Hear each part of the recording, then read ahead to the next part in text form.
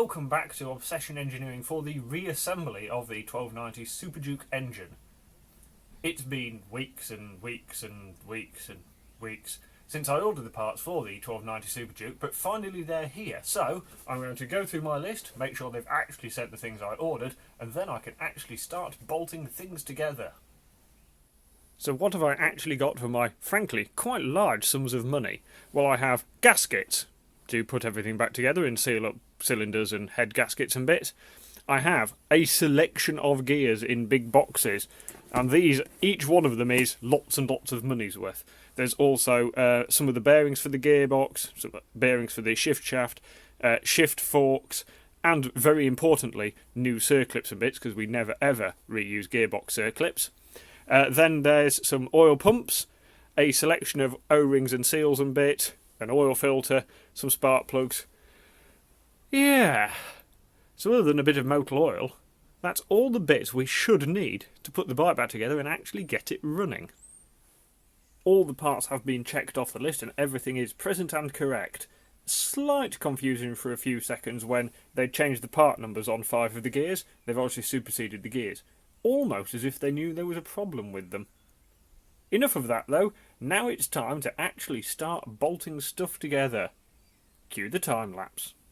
The first stage is to put the gearbox back together. Now I always use new circlips because it's so easy for them to get damaged or stretched or something when you're taking them apart, and of course they've been hot and cold quite a lot of times, so it's just not worth the risk of reusing the old ones again. So new gears in place, new circlips, and be really careful you get all the washers in the right place. Before you know it, the clusters are back together. So here I have my shiny new gear clusters with lots and lots of new expensive gears fitted. And basically this is how it works. Clutch is on this end, and when the clutch spins, it spins this shaft, so all that rotates. And then that meshes to this one, and the output sprockets on here, your sprocket for your chains over here. So they sort of sit together like that, so all the teeth mesh.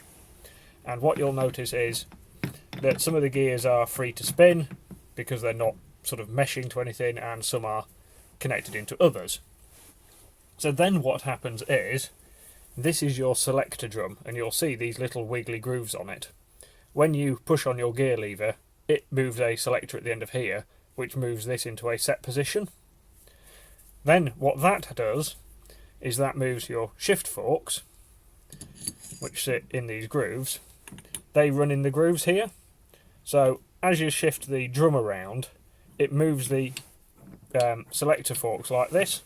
So one at a time, normally, one at a time of the forks will move, and that moves the gears in and out of each other. And what will happen then, in fact it's easier to demonstrate on this one, in say neutral, this will sit here and this gear and this gear can just spin quite freely on their own. But if we want say third gear, this will move across and it'll engage with the dogs on this gear, and then this gear will then drive like that. And then when we want fourth gear, say, the selector fork will push this across that way, so third gear is now disengaged, so it doesn't drive, fourth gear now drives. When you want other gears, there's a combination of these ones connecting and these ones in here connecting. Some of the gears stay stationary, some of them slide around, but basically with a combination of which ones are sort of locked into each other, that's what drives. What you tend to find normally is it's these little dogs, the sharp edges on these wear off. If you sort of miss a gear and you feel that clunking noise, that sort of, it doesn't mesh properly and it wears the edges on them, and then eventually if they wear too far they just jump out of gear. In effect, instead of locking like that, they actually push each other apart. That's when your bike jumps out of gear, and that's because the dogs are worn. But on this one, the gears were floating around on the shaft because the circlip had come out and bits that should have constantly been meshed together weren't, and it smashed itself to pieces. So that is the basics of how your gearbox works. So the gearbox is now halfway back into the engine, and I thought I'd just give a little demonstration by just turning the selector drum by hand to show you these gears moving up and down. I know you can't see a vast amount because of the way the gears are arranged, and it does help if the gears are moving. he says, as they don't want to move. So this, for example, is first gear engaged. This is first gear on the input from the clutch side. So the engine's spinning that one over, that's driving onto this big gear, and that is engaged to this, which means the whole lot's actually driving through this shaft. So when you then change of neutral, you'd go into this position where nothing's really driving. They do sort of drag against each other all the time. And then as we move further down the gears, we'll see this gear engaging, the one down there's moving, and then as we change through the selectors, bit by bit they all sort of shuffle into position. We're now at quite an important stage because it's very nearly time to put the crankcases together. You might have noticed I've never actually taken the crank out of the cases.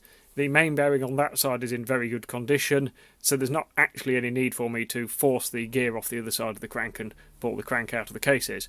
What I have done is very meticulously cleaned all the mating faces around the outside of the case.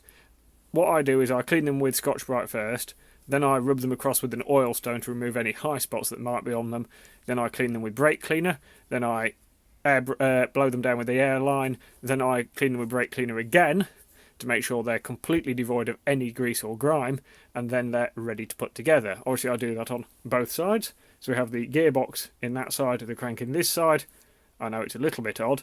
What we're going to do is we're going to lay that case flat, and then we're going to lower this side onto it once we've applied some sealant. The sealant doesn't have to be on particularly thick, just a thin bead right round the outside.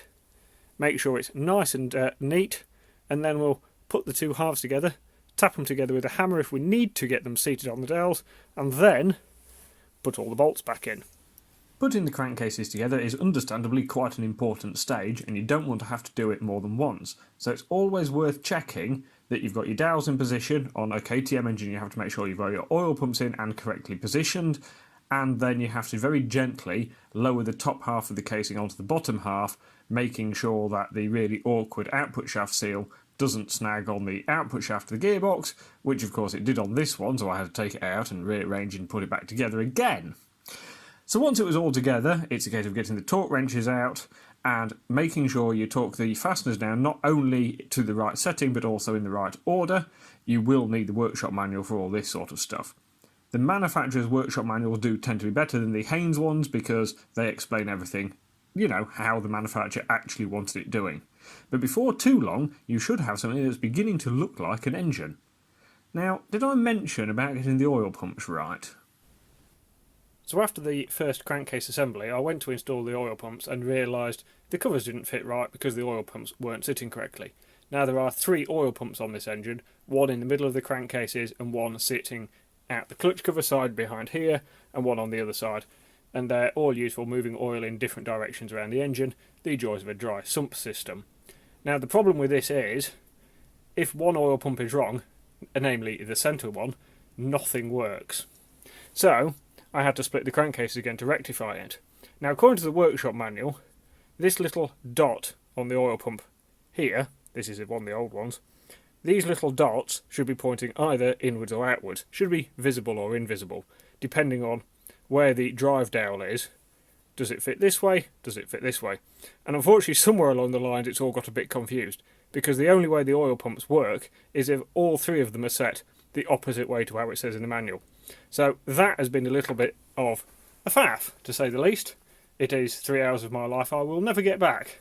But it is now correct. The oil pumps work. You can actually just hear them pumping oil a little bit, because there's a little bit of oil in them, if you spin it quick enough. So I know they're all tickety-boo, and they actually fit together. So the next step will be to put some side covers on, some barrels and some pistons. With the crankcases back together, now it's time to build up this side of the engine. So we're going to fit the primary drive, the cam chain drive to the rear cylinder, the clutch and the bits in here, because the clutch cover holds the cam chain drive on, so it's nice and stable for when you're actually tensioning everything up later. So, back to the time lapse. On the majority of engines you would build up the crankcases and then the barrels and pistons and then cylinder heads and sort of build it outwards and then put the side covers and the clutch and bits on quite late. But of course KTM don't do it in that order because if there's a simple way of doing things and a complicated way of doing things, KTM always seem to opt for the complicated way of doing it. I think these engines may have been engineered by a man who didn't like mechanics. But never mind, we shall carry on.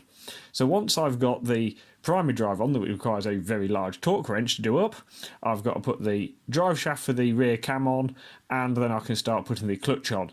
Then there's a first clutch cover that then has the water pump on the outside of it, and then there's a little cover that just holds the clutch in place. Did I mention this was complicated? I wasn't joking. So I'm making good progress now. I have the alternator cover on that also holds a multitude of shafts in place, because under here, down here, you have a balance shaft. Up here you've got the cam chain drive for the front cylinder. Here you've got the idler, which goes off the starter to the idler to the starter clutch, which is in the back of there. It's all fairly complicated under there. I can't help thinking that they've made it more difficult than it needed to be.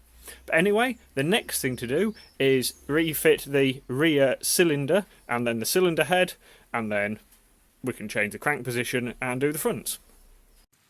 As I do when I'm fitting all engine cases together, I give everything a good clean first, so maybe a bit of Scotch-Brite to take any old gasket material off, and then I rub over with an oil stone to make sure the surface is nice and flat and there's no burrs or anything. Then I give them a little bit of a spray or a clean with some brake cleaner, and finally I'll blow down with an airline to make sure there's no bits of fluff around and to make sure the oil ways are clear. Then I can fit the base gasket and actually slot the cylinder in place. Now KTM tell you should fit the piston into the cylinder and then put that whole assembly onto the conrod. I've tried it, it's really awkward. So I found it much easier to put the piston on the conrod and then slide the cylinder over the lot. Once the cylinder's in, you just give it a little tap down into position, and then I can put the cylinder head on. So head gasket on first, again make sure the faces are nice and clean, put the cylinder head on, and then you have to do it with the torque bolts. Now the bolts are very, very tight, they're holding a lot of pressure in the cylinder. I actually stabilise the engine with a bar coming off one of the engine mounting bolts to stop it rotating. So then you've got a torque setting and an angle setting. They are a bit of a pig to do. Again, why do it easily when you can do it the KTM way? With the cylinder head on, it's time to fit the camshafts. On the KTM, these are actually relatively straightforward for a change. There is a position in the crankcase to insert a screw, and that holds the crank in position for top dead centre for that cylinder. So then you bolt the cams in and you time them up as it says in the workshop manual, which is pretty simple, lining up some dots. Then it's cam chain tensioner in, and it's an opportunity to check the valve clearances are right. Once I'm happy with those, I'm just fitting the rocker cover. All fairly straightforward stuff. Then all I've got to do is repeat the entire process on the back cylinder, making sure I get the crank rotation right so that I've not got one of the cylinders 180 degrees out.